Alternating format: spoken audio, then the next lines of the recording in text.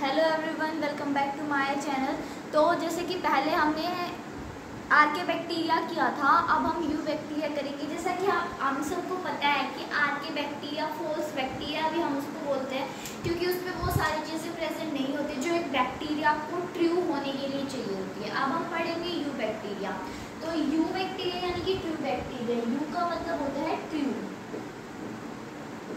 कहीं पे भी यू वर्ड आ जाए तो उसका मतलब होगा ट्रू। और फिर बैक्टीरिया यानी कि क्या होते हैं, ट्रू बैक्टीरिया होते हैं। यू बैक्टीरिया को हम ट्रू बैक्टीरिया भी बोलते हैं। फिर लिखा है characterised by the presence of rigid cell wall.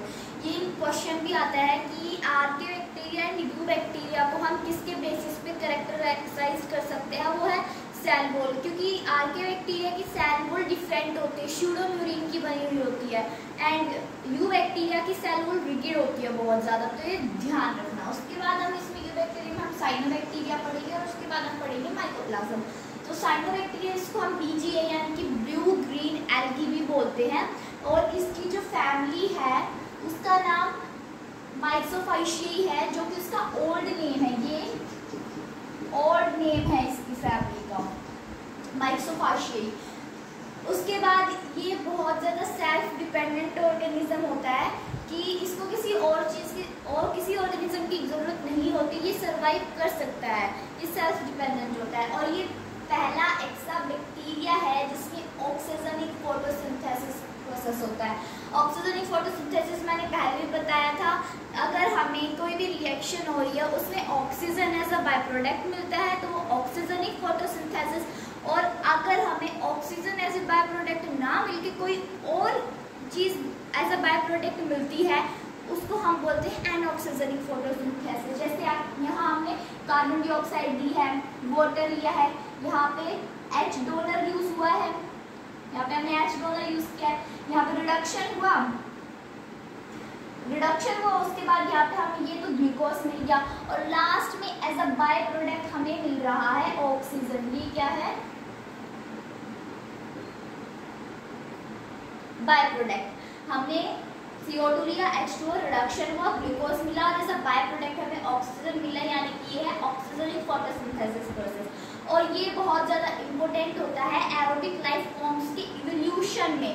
Evolution क्या होता है आप सभी को पता है, हमने 10th में भी पढ़ा है और पिछले साल शायद डिलीटेड था इवोल्यूशन। तो इवोल्यूशन ज़्यादा कुछ नहीं है कि कैरेक्टर्स में एक्सचेंज होना, कि जैसे कि हमने आप खुद से एग्जाम्पल होगी, पहले हम ह्यूमन ऐसे थोड़ी थे, हम अलग थे। क्या कहते हैं, बंदर हमारे पूर्वज हैं। पहले हम कैसे थे, हमारी बॉडी में बहुत ज़्यादा हेयर थे, फिर इवोल्यूशन हुआ, हम चेंज होते गए। ऐसे हो सकता है आने वाले टाइम में और भी इवोल्यूशन हो, ह्यूमन और भी चेंज हो सकते हैं।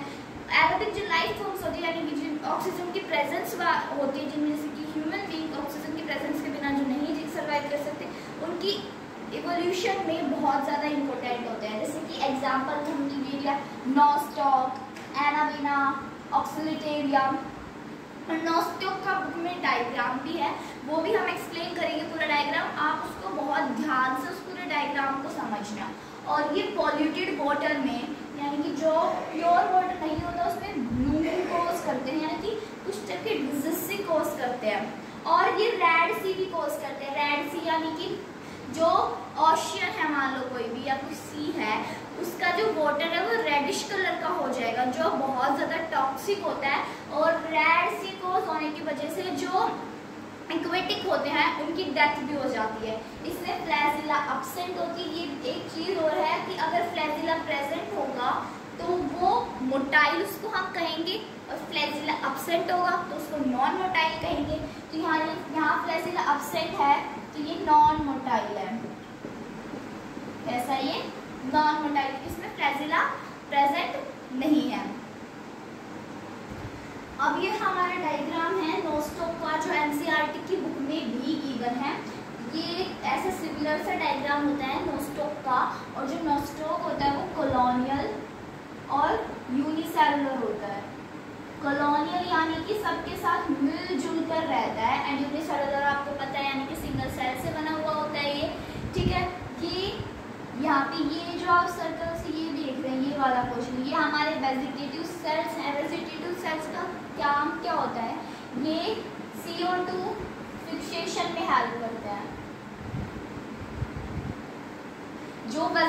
सेल्स होते हैं ये वाले,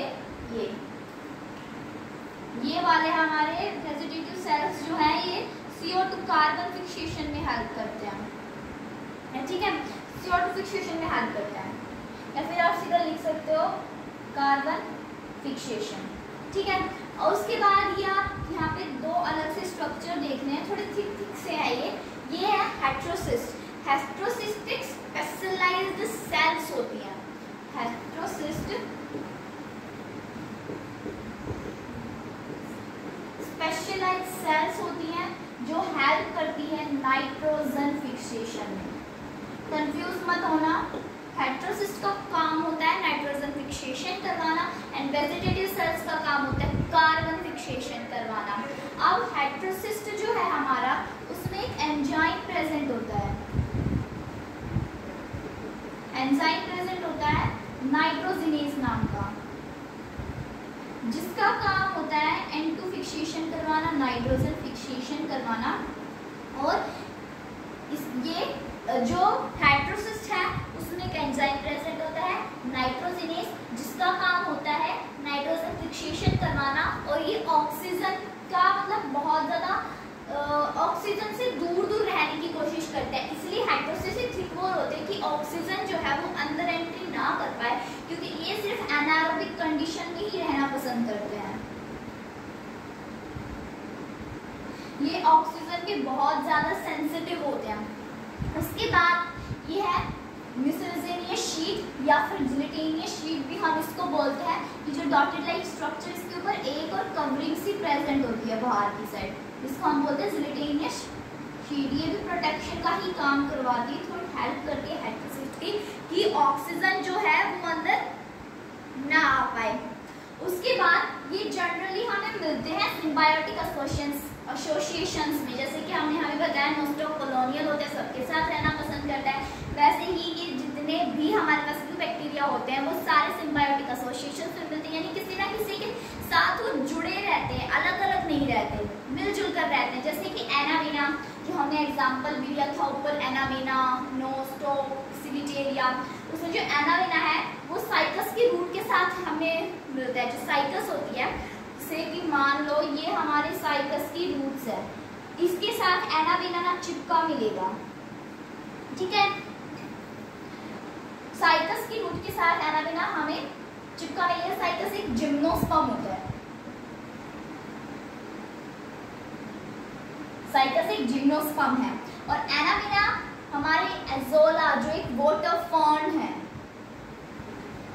एजोला एक वाटर फर्न है, उसके साथ भी एसोसिएशंस बना लेता है एनावीना। इससे रिप्रोडक्शन बाइनरी फिजन से होता है एंड फ्रेगमेंटेशन से होता है, जो आपको पता है बाइनरी फिजन एंड फ्रेगमेंटेशन क्या होता है। और ये यूज किसमें करते हैं, ये गुड बायो फर्टिलाइजर होते हैं, यानी कि नाइट्रोजन फिक्सेशन में हेल्प करते हैं ये।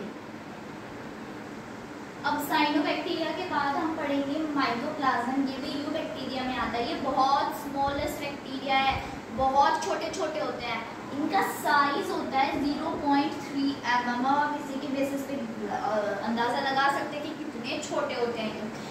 और इनको जोकर्स ऑफ प्लांट किंगडम भी कहा जाता है। इनको जोकर्स ऑफ प्लांट किंगडम इसलिए कहा जाता है क्योंकि इसमें सेल वॉल प्रेजेंट नहीं होती है, सेल वॉल एब्सेंट होती है, जिसके कारण ये अपनी शेप को चेंज कर सकते हैं। जैसे आपने कभी कभी फ्रेंड में देखा होगा कि कुछ फ्रेंड की हरकतें बड़ी अजीब होती है, वो चेहरे को कई बार कैसे बनाते हैं, कई बार कैसे, तो आप कई बार फ्रेंड्स में बोल भी देते कि तू तो बिल्कुल जोकर लग रहा है, ऐसे आप बोलते हैं ना। वैसे ही इनके पास भी सेल वॉल नहीं होती और ये अपनी शेप्स को बार बार चेंज करते रहते हैं, इसीलिए इनको जोकर्स ऑफ प्लांट किंगडम बोला जाता है।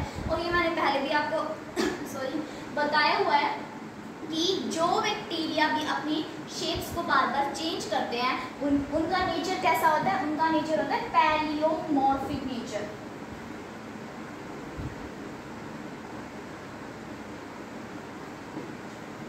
इनका नेचर कैसा होता है, पैलियोमॉर्फिक नेचर होता है, क्योंकि अपनी शेप्स को बार बार चेंज कर सकते हैं। इनको हम कॉट्स ऑफ बैक्टीरिया भी बोलते हैं। जैसे कि कई बार आपने देखा होगा कि मान लो कोई डॉक्टर है, उसने कॉट पहन रखा है, तो और अगर वो जो उसका व्हाइट कोट होता है उसको उतार देता है तो हम उसको बोलते हैं कॉट्स ऑफ डॉक्टर, यानी उसने अपना कोट उतार दिया है। इनके पास सेल वॉल नहीं होती, इसलिए इनको कॉट्स ऑफ बैक्टीरिया भी बोला जाता है। सेल वॉल एब्सेंट होने के कारण ये पेनिसिलिन के बहुत ज़्यादा इंसेंसिटिव होते हैं और ये प्लांट्स एंड एनिमल्स दोनों के लिए बहुत ज़्यादा पैथोजेनिक यानी कि टॉक्सिक, डेंजरस दोनों के लिए होते हैं, प्लांट्स के लिए भी और एनिमल्स के लिए भी। इनमें न्यूट्रिशन हेटेरोट्रॉफिक न्यूट्रिशन होते हैं, यानी कि ये दूसरे ऑर्गेनिजम्स पे डिपेंड होते हैं, अपना खाना खुद नहीं बना सकते। और इसमें पैरासिटिक हेटेरोट्रॉफिक न्यूट्रिशन भी हो सकता है, सैप्रोफिटिक भी हो सकता है। और जो पैरासिटिक है वो इसमें ज़्यादा होता है एंड सैप्रोफिटिक बहुत कम में मिल जाता है, नहीं तो ज़्यादा से ज़्यादा इनमें पैरासिटिक मोड ऑफ न्यूट्रिशन हमें देखने को मिलता है। So thanks for watching my video, और मेरी वीडियो को लाइक करें, चैनल को सब्सक्राइब करें। थैंक्स।